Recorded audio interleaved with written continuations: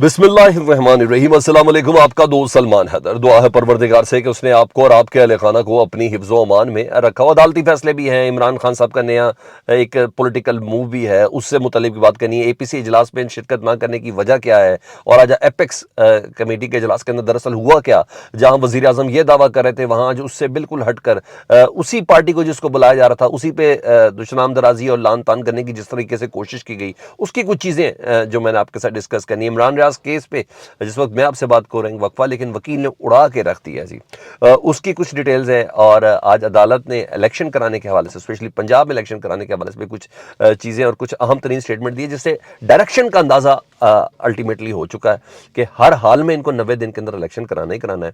और सिर्फ और सिर्फ अदालत फैसला करी कि ज़रा थोड़ा सुन लें, थोड़ा सुन लिया जाए। पर कुछ सारी चीज़ें एक के बाद एक मैं आपके सामने रख देता हूँ। और जी हाँ, पेट्रोल मज़ीद ऊपर जा रहा है जी, और शरायत ऐसी है क्योंकि दूसरी तरफ आईएमएफ के साथ मुज़ाकरात तो चल रहे हैं।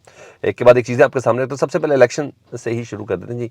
इलेक्शन पे इसलिए कि भाग रहे हैं इलेक्शन से।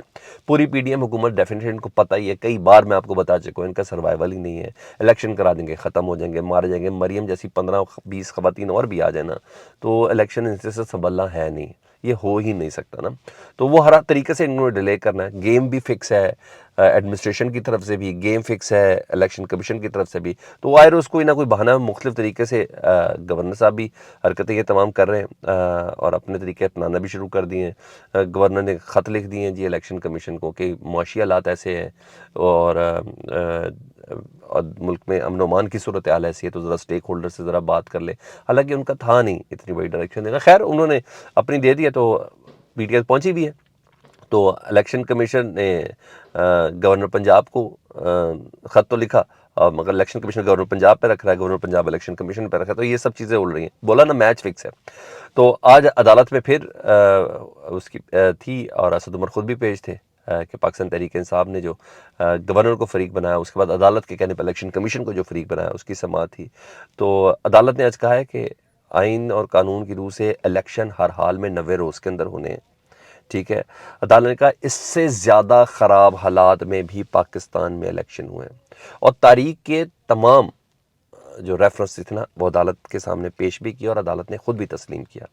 उन्हें कहा इससे ज़्यादा बुरे हालात में, इससे ज़्यादा मुआशी हालात की सुबकी के अंदर पाकिस्तान के अंदर इलेक्शन हुए हैं, तो आप कैसे कह सकते हैं। और अदालत के पुराने फैसले भी 90 दिन के इलेक्शन कराने के हवाले से मौजूद है। ये जो आप प्ली लेने की कोशिश कर रहे हैं ना कि आइन में ये तो है कि 90 रोज़ के अंदर इलेक्शन होने हैं, आइन में ये नहीं है कि 90 रोज़ के अंदर इलेक्शन ना हुए तो क्या होगा। तो ने कहा ऐसे किसी किस्म के कोई हालात नहीं है। तो आए बाएँ शाये करते रहे जी इलेक्शन कमीशन का वकील मुसलसल उसके अंदर, मगर अदालत ने बिल्कुल कॉम्पैक्ट करके रखा। उन्होंने कहा आप बताएं ना, आप छोड़ दें गवर्नर के ऊपर। आप कह रहे हैं हमने इतना काम किया है, अगर आपने काम किया तो आप अपनी तारीख दे दें, आप इलेक्शन की तारीख दे दें। क्योंकि गवर्नर तो ये प्ली बिलीव है ना कि मैंने इलेक्शन की असम्बली तहलील ही नहीं की, तो मैं तारीख कैसे दे दूँ। तो इसलिए मेरे पास आइन का वो आर्टिकल लगता ही नहीं 105, तो मेरे पास तो है ही नहीं। तो ने कहा आप कह रहे हैं हम इतना काम कर रहे हैं। इलेक्शन कमीशन के वकील ने कहा हम इलेक्शन के लिए तैयार भी मुकम्मल तौर पे, हमें किसी किस्म का कोई एतराज़ भी नहीं है। जिस वक्त गवर्नर हमें कहेगा, उन्होंने कहा जी आप गवर्नर की तरह कहने का क्या इंतजार कर रहे हैं। गवर्नर ने तो प्ली ये भी ली है अदालत के सामने कि इसलिए मेरे पे तो किसी किस्म का आर्टिकल 105 नहीं लगता है। तो उन्होंने कहा आप इतना काम करें तो आप इलेक्शन दे दें, आप खुद आगे आ जाएं। यानी अदालत अपनी गुफ्तगू से और कमेंट्स के ज़रिए समाअत के दौरान बता रही है कि हम किस तरफ तरीके का फ़ैसला करना चाह रहे हैं। तो ये तो तसल्ली है कि अदालत में सुनवाई हो रही है पाकिस्तान तहरीक इंसाफ की। दूसरी तरफ गवर्नर के वकील ने अभी तक जवाब ही नहीं जमा कराया। उसने आज फिर अदालत से 7 रोज़ मांगा। अदालत ने कहा 7 रोज़। तो असद उमर भी पोडियम पे आ गए ना, रोस्टर पे आ गए। उन्होंने कहा जी 22 दिन, इसका मतलब इलेक्शन असम्बली तहलील होने के 22 दिन हो जाएंगे 7 रोज़ के बाद। तो अदालत ने कहा आप तसल्ली रखें, अब आप अदालत में आ गए, और 5-6 रोज़ से कुछ भी नहीं हो जाता। यानी हमने फैसला करना, तसल्ली से करना, और एक बार फिर प्रेसिडेंट रीसेट करना है। तो अदालत ने भी बहुत तसल्ली दी है, और उन्होंने कहा सब्र करें, इनका जवाब सुनना भी ज़रा ज़रूरी है। तो अदालत ने सिर्फ जवाब सुनना ही है, बाकी गवर्नर का कि वो गवर्नर क्या प्ली लेके चल रहे हैं। लेकिन तारीख इलेक्शन कमीशन ने देनी है, इतनी बात आज तय हो चुकी है। लेट्स वेट, हम 9 तारीख का फिर इंतज़ार कर लेते हैं। तो ये सब तो चीज़ें थी। उधर इस खदशे का इज़हार मैं आपको रात को ही कर रहा था कि बड़ा ज़रफ़ रिक्वायर्ड है, बड़ा ज़रफ़ रिक्वायर्ड है कि एपेक्स कमेटी के पेशावर के इजलास में पीटीआई की रिप्रेजेंटेशन हो। बड़ा ज़रफ़ रिक्वायर्ड है, बहुत ही बड़ा ज़रफ़ रिक्वायर्ड है कि आप APC के अंदर इमरान खान साहब शिरकत करें, चाहे इसके कि परवेज़ खटक साहब और असद कैसर के ज़रिए पैगाम पहुँचा भी दिया गया हो, ये सब चीज़ें हो। वजह यह है कि PTI के लोग गिरफ्तार हो रहे हैं, औरतें तक बख्शी नहीं जा रही, शानदाना गुलजार तक, इन तक के ऊपर ना पर्चे हो चुके हैं गद्दारी के। कैसे उसी जो कर रहा है काम उसी के साथ टेबल पे बैठ जाए किसी दूसरे मौजू के ऊपर, ये इखलाक की शायद इससे बड़ी मैं किसी औलिया का नाम से तवक्को रख सकता हूँ। ठीक है, मैंने आपको ये बात सुबह बता भी दी थी कि ये दावत तो दे दी है, ऐसा कदम है, ये सब कुछ है, लेकिन एक सर्टन ग्राउंड भी थोड़ी रिक्वायर्ड होती है ना, वो ग्राउंड आपने दी नहीं है। आप इंतकामी कार्रवाइयाँ कर रहे हैं, आप पकड़ धकड़ कर रहे हैं, आप मुकदमात पे मुकदमात दर्ज कर रहे हैं। इस सूरत में कैसे मुमकिन है जो हुकूमत ख़वातीन तक में मुकदमे बना रही हो अपने मुखालफिन की, तो कैसे कैसे ये मुमकिन हो सकता है ना। तो एक टेबल पर कैसे बैठा जाए। असद उमर ने बकायदा पार्टी के जनरल सेक्रेटरी, उन्होंने कहा जी हमने APC के अंदर शिरकत नहीं करनी, और यही सारी उन्होंने ग्राउंड पर इनकार कर दिया। आज एपेक्स कमेटी का इजलास था और उसके हवाले से भी बाकायदा तौर पर कन्फर्म हो गया कि जी पाकिस्तान तहरीक इंसाफ ने इनकार कर वो शरीक नहीं भी हुए। और उस एपेक्स कमेटी के अंदर भी ना जो PTI की हुकूमत पर ही तनकीद कर रहे थे वज़ीर आज़म पाकिस्तान, उन्हीं को कह रहे थे कि जी उन्होंने को इतने पैसे हमने दिए, उन्होंने अभी तक कुछ नहीं किया, ये किया वो किया। हालांकि इमरान खान साहब कह चुके अब आपकी हुकूमत, आप देखें हमारे वक्त में दहशत गर्दी नहीं थी जिस तरीके से ये वाली लहर आई हुई है। तो 8, 9, 10 महीने जिस तरीके से भी आपने ये गुजार ली हैं, तो अब आपकी जिम्मेदारी है। चाहे इसके कि मरियम बीबी कह रही है हम तो है ही नहीं, हम तो 28 नवंबर के बाद आए हैं, वो पहला 7-8 महीना वैसे ही खा रही हैं। वो कहते हैं ना हैंडीकैप लेना स्नूकर की गेम में, किसी गेम में, चलो भाई पहले आप इतने पॉइंट आप रख लो, कोई बच्चा खिलाड़ी हो ना, तो वो हैंडीकैप लेने के प्लान के अंदर है मरियम बीबी। तो मैं आज वो भी करता हूँ। इस मौके पर कैसे मुज़ाकरात की टेबल पर बैठा जा सकता है, मुमकिन नहीं है। ये चीज़ बिल्कुल अकल और शऊर में कहीं समझ में नहीं आ रही कि ये इस तरह मुमकिन होगा। लेकिन बहरहाल, और ये भी बड़ी तय बात है, टेबल पे बुलाने के लिए रवैये पे लचक चाहिए, लचक इनके अंदर है नहीं कि जिस तरीके से हरकत करें। ये भी, और दूसरा ट्रैप भी तो हो सकता है ना, पाकिस्तान तहरीक इंसाफ को टेबल पे बुला के ट्रैप, इनके तो माशाल्लाह माहिर हैं ट्रैप सबके। तो ट्रैप ये भी हो सकता है IMF का मुआहदा, जी उन्होंने कहा PTI दस्तखत करे, क्योंकि IMF को पता है कि 90% इम्कान तो PTI की गवर्नमेंट के अगली बारी आने के।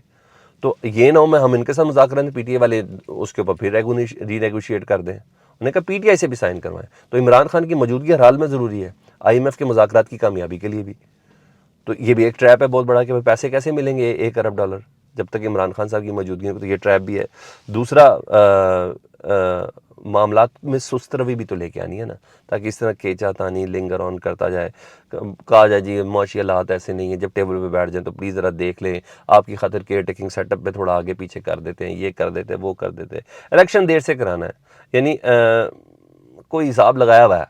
गवर्नमेंट ने भी इतनी जल्दी ऐसे बात नहीं की है ना, जहाँ फितना कह रहे हैं, इस फितने को ख़त्म होना बड़ा ज़रूरी है, इनका पता नहीं कहाँ से एजेंट आए हुए हैं, क्या है क्या नहीं, सब क्या अल्फाज वो इस्तेमाल करूँ, उसके बाद कहते हैं आओ टेबल पे बैठे।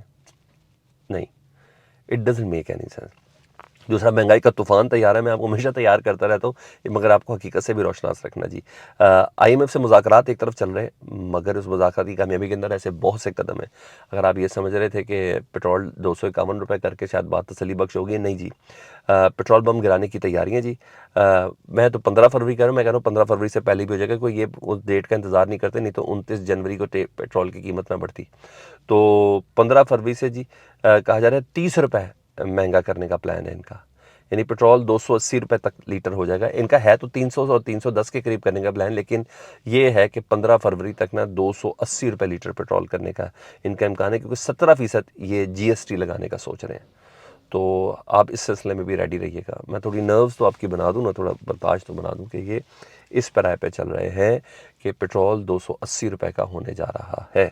ठीक है। दूसरा, इमरान खान का कोई शक नहीं अहम फ़ैसला, बड़ा वाइज फ़ैसला, तजियाकार तमाम कह रहे हैं, मगर हम ज़रा थोड़ा सा उस पॉइंट्स को भी देख लेते हैं। थोड़ा सा हम भी ज़रा डिग आउट किया हमने कि इमरान खान साहब ने क्यों फ़ैसला किया कि ज़िमनी इलेक्शन जो भी हैं 33 हल्कों के अंदर, जो 16 मार्च को अंदर है, कोई डिक्लेयर की हुई तारीख, तो उसमें इमरान खान साहब पहले कह रहे थे कि इमरान खान साहब खुद खड़े होंगे हल्के में। अब इमरान खान साहब ने मना कर दिया जी। उन्होंने कहा कि नहीं, उधर के ही मकामी नुमाइंदे जो हैं वो खड़े होंगे, जिस पीटीआई के जो टिकट होल्डर होंगे वही करेंगे। वजूहात है ना इसमें, एक तो सिक्योरिटी बड़ी वजूहात बड़ी अहम है कि जलसे करने इमरान खान साहब ने हर जगह। मौजूदा सूरत हाल काफ़ी सिक्योरिटी की मखदूश है, सिक्योरिटी ले ली गई है।